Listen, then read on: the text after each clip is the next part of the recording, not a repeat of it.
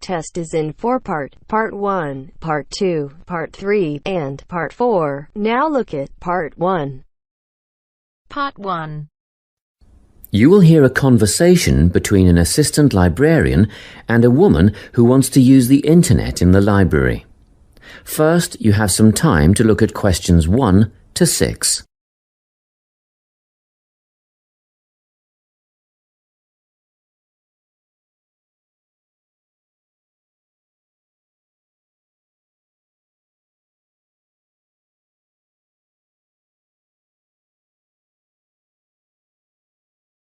Now we shall begin. You should answer the questions as you listen, because you will not hear the recording a second time. Listen carefully and answer questions 1 to 6. Good morning. I'd like to register to use the internet in the library. Do you have a library card? Yes, I've been a member for 6 months, but I've never used the internet services before. No problem. Can I have your full name, please? Linda Jane Milton. So, Milton is your surname? Yes. And Linda, L-I-N-D-A? Well, no, actually, it's L-Y-N-D-A. Linda, Jane. And, Jane isn't spelt J-A-N-E either. It's J-A-Y-N-E. Okay, got that. Thank you. Now, where do you live, Linda? Unit 15, 35 Maximilian Way. That's in Whitfield, right? I have a cousin who lives in that area. Yes, Whitfield. And the postcode is 7755. Not quite. You've got it round the wrong way. It's 5577. Whoops. Okay, moving on now. Do you work or are you at home during the day? Well, both actually. I work as a nurse, but I'm on permanent night shift. Oh, I see. In that case, we won't put down your home phone number because I'm sure you don't want to be disturbed when you're trying to sleep. Thanks. I appreciate that. You can always leave a message on my mobile if you have to contact me. I have it turned off when I'm sleeping, but I regularly check my voicemail for messages. And that number is? 0412 214 418.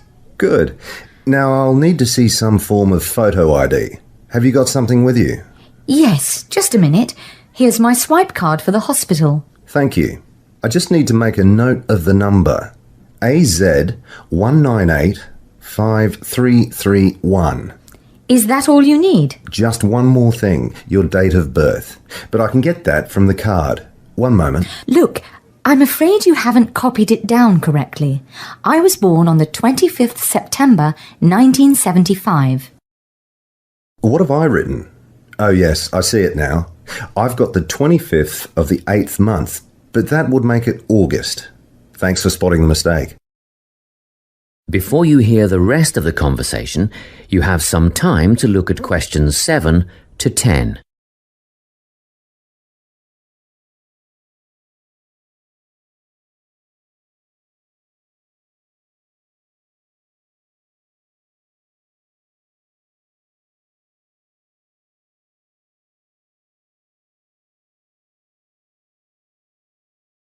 Now, listen and answer questions 7 to 10. Well, that's the application form done. Now, I wonder if you'd mind taking part in a survey we're doing. That's fine. What do you want to know? Basically, we're trying to find out why people access the internet. I mean, what would you be using it for? Social networking, I suppose. I don't really think so. I haven't got the time for something like that.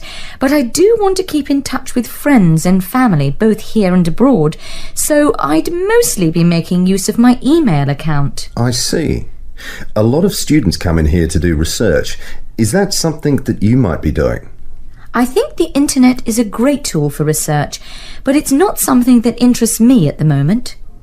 What about checking out a new job? A lot of my friends use the internet for job hunting, and they say it's the best way to look for a new position. I'm quite settled where I am, though. You can get access to the other classifieds, can't you? Trade and exchange, that kind of thing? Yes, and I'm told it's a very popular way of buying and selling these days. Well, I'll definitely be using it for that. Thanks a lot. Now, do you have any questions? Is there a charge for the service? It used to be free, but we've decided to set a one-off payment of $15 for the initial registration. Oh, that's not bad at all. One more thing. Is there a time limit for each session, like half an hour or something? Oh, it's better than that. One 60-minute session per day. Quite generous, really, but we're very strict about it. I'd rarely spend more than 45 minutes on the internet at any one time, so that'll be more than enough. Thank you. That is the end of part 1. You now have half a minute to check your answers.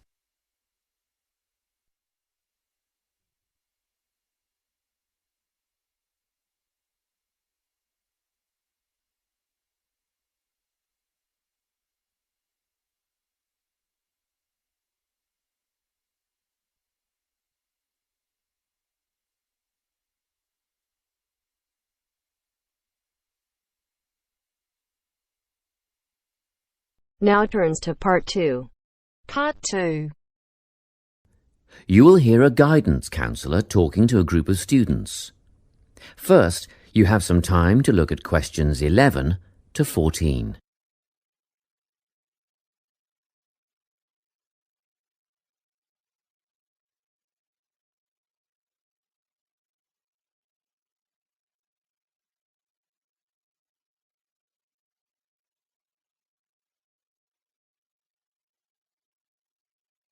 Listen carefully and answer questions 11 to 14. Hello everyone. I'm the Counselling Administrator here at St Ives College, and I've been asked to come and talk to you about our counselling team and the services that we offer. We have 3 professional counsellors here at St Ives: Louise Bagshaw, Tony Denby and Naomi Flynn. They each hold daily one-on-one sessions with students, but which counsellor you see will depend on a number of factors. If you've never used a counsellor before, then you should make an appointment with Naomi Flynn. Naomi specialises in seeing new students and offers a preliminary session where she will talk to you about what you can expect from counselling, followed by some simple questions about what you would like to discuss.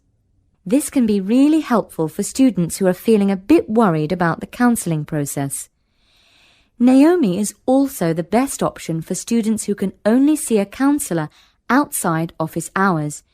She is not in on Mondays, but starts early on Wednesday mornings and works late on Thursday evenings, so you can see her before your first class or after your last class on those days. Louise staffs our drop-in centre throughout the day. If you need to see someone without a prior appointment, then she is the one to visit. Please note that if you use this service, then Louise will either see you herself or place you with the next available counsellor. If you want to be sure to see the same counsellor on each visit, then we strongly recommend you make an appointment ahead of time. You can do this at reception during office hours or by using our online booking form. Tony is our newest addition to the counselling team. He is our only male counsellor, and he has an extensive background in stress management and relaxation techniques. We encourage anyone who is trying to deal with anxiety to see him. Tony will introduce you to a full range of techniques to help you cope with this problem, such as body awareness, time management, and positive reinforcement. Before you hear the rest of the talk, you have some time to look at questions 15 to 20.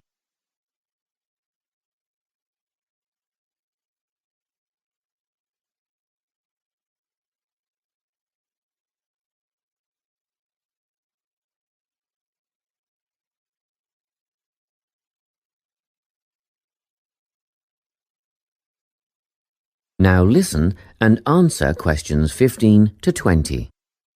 Each semester, the counselling team runs a number of small group workshops. These last for 2 hours and are free to all enrolled students.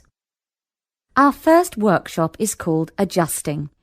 We've found that tertiary education can come as a big shock for some people. After the structured learning environment of school, it is easy to feel lost. In this workshop, we will introduce you to what is necessary for academic success. As you might expect, we're targeting first-year students with this offering. Getting organised follows on from the first workshop. Here, we're going to help you break the habit of putting things off, get the most out of your time, and discover the right balance between academic and recreational activities. With Getting Organised, we're catering to a broader crowd, which includes all undergraduates and postgraduates. Next up is a workshop called Communicating. The way people interact here may be quite different to what you're used to, especially if you've come from abroad. We'll cover an area that many foreign students struggle with: how to talk with teachers and other staff. We'll cover all aspects of multicultural communication. International students tend to get a lot out of this class, so we particularly encourage you to come along. But I must say that sometimes students from a local background find it helpful too, so everyone is welcome. The anxiety workshop is held later on in the year and deals with something you will all be familiar with: the nerves and anxiety that come when exams are approaching. Many students go through their entire academic careers suffering like this, but you don't have to. Come to this workshop and we'll teach you all about relaxation and how to breathe properly, as well as meditation and other strategies to remain calm. We've tailored this workshop to anyone who is going to sit exams. Finally, we have the motivation workshop. The big topic here is how to stay on target and motivated during long-term research projects. This workshop is strictly for research students, as less advanced students already have several workshops catering to their needs. Well, that's it. Thanks for your time. If you have any questions or want more information about our services, do come and see us at the counselling service.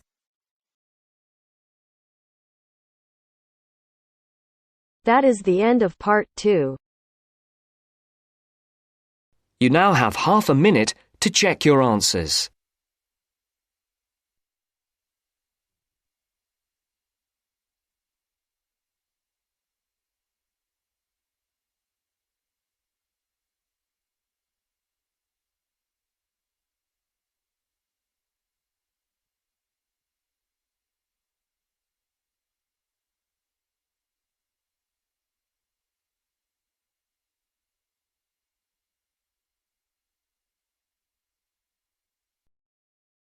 Now turns to part 3.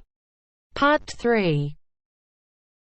You will hear a conversation between a student called Mary and her tutor, Mr. Hadstone. First, you have some time to look at questions 21 to 25.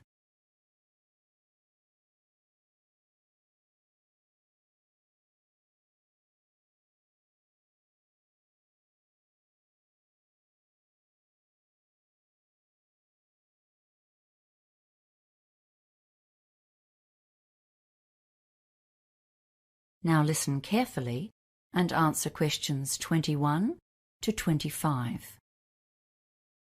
Hello, Mr. Headstone. Is this the right time for our meeting? Yes, it is. Thanks for coming in at such a late hour, Mary. I know you've had a busy day studying and will be keen to get home. And thanks for volunteering to run this project. It's going to help you develop and practice skills needed by teachers today. Field trips are getting more and more a part of school life. So as a student of education, it'll be wonderful training for you. It's really a great opportunity. We did loads of field trips at school, so I've got a good idea of what sort of things we could do. I expect so. But we're here to go through the basics of planning one, and the trip leader carries a load of responsibility. Right now, you're focusing on activities, but your main job is to consider the dangers and come up with ways of countering or avoiding them. There are lots of government regulations you won't have been aware of on your school trips, but they're just a guideline for your own planning. Some of those school trips you went on would have been pretty adventurous, right? Yeah. Okay, and your plan needs to be tailored to the kind of trip you're doing. On a well-planned and successfully led adventure trip, we don't often hear of problems, even though sometimes there's bad weather, for example, that a school party has managed to combat. That's because the leader created a well-thought-out hazard management plan. Ah, I thought I'd just be taking my mates out on a trek. Now it's all paperwork. Yes, well, that's why I called you in. We'll work on this together over the next few days. I just wanted to give you a heads up on what you'll need to think about. There are some aspects that every trip needs to consider. What do you think they might be? Well, heavy rain or high winds, I guess, and any dangers in the terrain? Yes, we call those the significant factors. And another important one is the makeup of your group. But you don't need to go overboard. There are some kinds of hazard that you won't need to think about at all. Things like hurricanes, earthquakes, radioactivity, or major diseases such as cancer. The official name for those is unlikely events, because they almost certainly won't happen. Before you hear the rest of the conversation, you have some time to look at questions 26 to 30.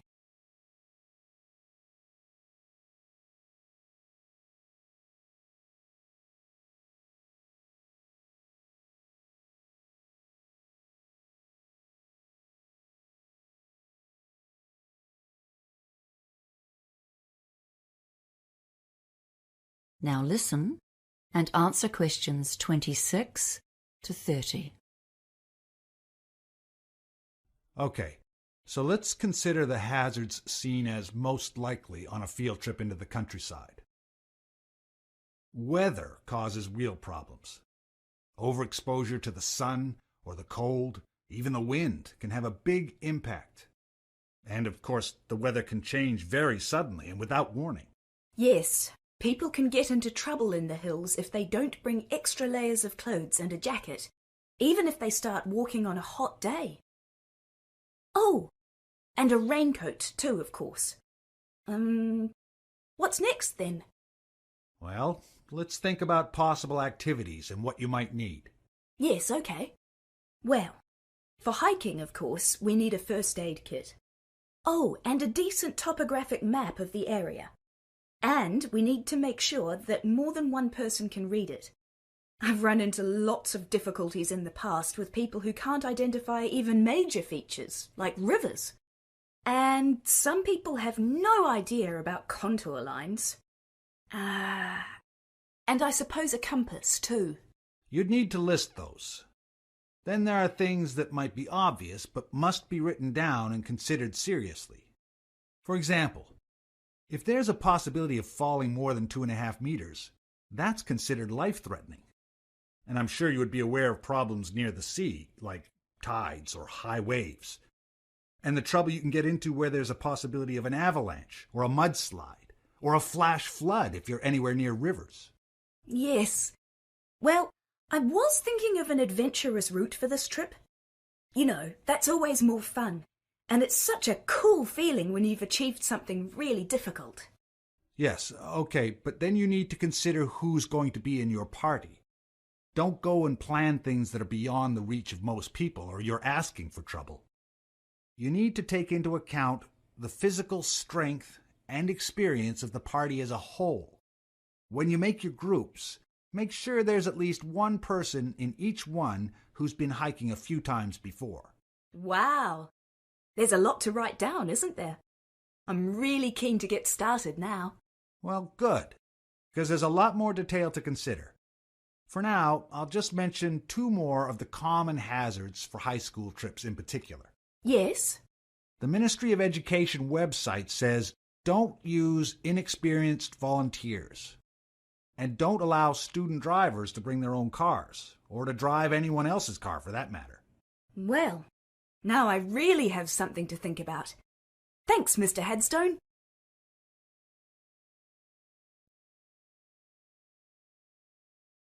That is the end of part 3. You now have half a minute to check your answers.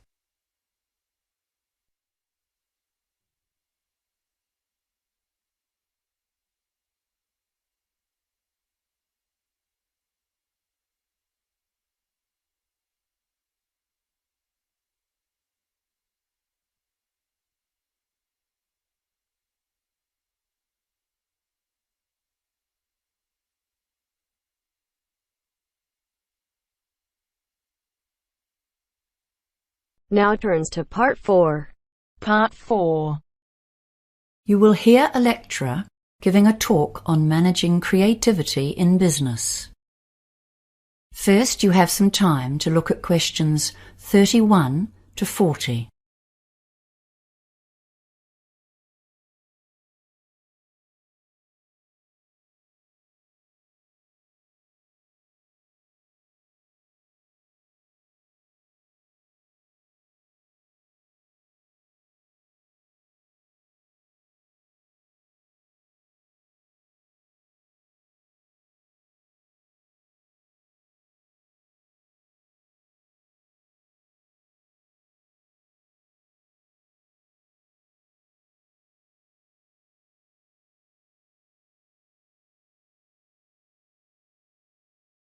Now listen carefully and answer questions 31 to 40.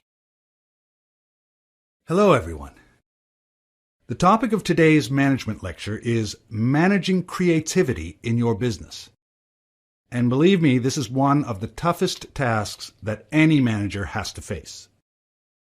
How do you lead and control the staff whose job it is to create new business and product ideas for you? They are the ones full of creativity and imagination, so they need to have a lot of freedom. After all, they are the people who are paid to come up with new ideas. Controlling staff who are at the forefront of innovation will be one of your most challenging tasks. After all, creativity implies freedom of thought and action. Management styles used to be different, especially in manufacturing. In the factory, staff would be told what to do and how to do it, with a watchful eye kept on them.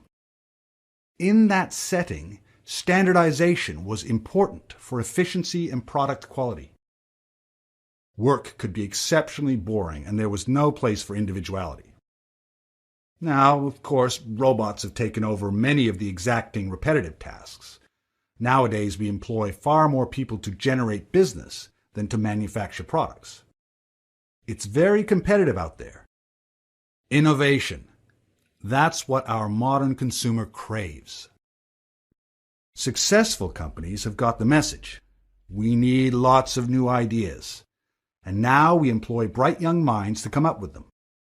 However, these ideas have to be implemented to make a change to our profits. So we have to find staff with entrepreneurial flair and be ready to listen to them and support them to follow through on their ideas. We need to supervise without stemming the flow of ideas or sending the brightest minds to work for the opposition. Creative people won't welcome us always looking over their shoulder and checking up on what they are doing.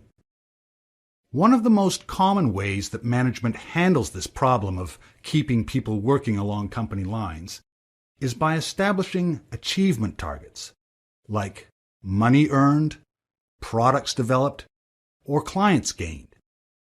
These targets are a useful guideline, but they have a downside. Young, enthusiastic staff will be very keen to meet these targets, and some of them might potentially use illegal means or behave unethically in order to meet requirements. For example, by offering bribes to gain sales, or making their sales numbers or earnings look higher than they are, or even threatening or criticizing other staff to get a job completed. Achievement targets are often linked directly to performance bonuses, and this can make a bad situation worse. So as you can see, the standard management techniques can create inherent problems both for the individual and for the company. More recent theorists suggest new tactics for managers. Robert Simons, writing in the Harvard Business Review, has added some new concepts to the thorny problem of encouraging creativity while maintaining a viable business. He suggests 3 control levers to assist in getting positive creative contributions from the workforce. Remember, this is the point. We want creativity, wild, vibrant creativity to compete in the marketplace. Yet we must be careful to keep people on track, sticking to our core business and maintaining the company's reputation. The first of his levers is getting the workers actively involved in the central ethos of the business. One of the most common ways to do this is to create a mission statement. But along with that, many businesses have some kind of motto, which summarizes their key idea.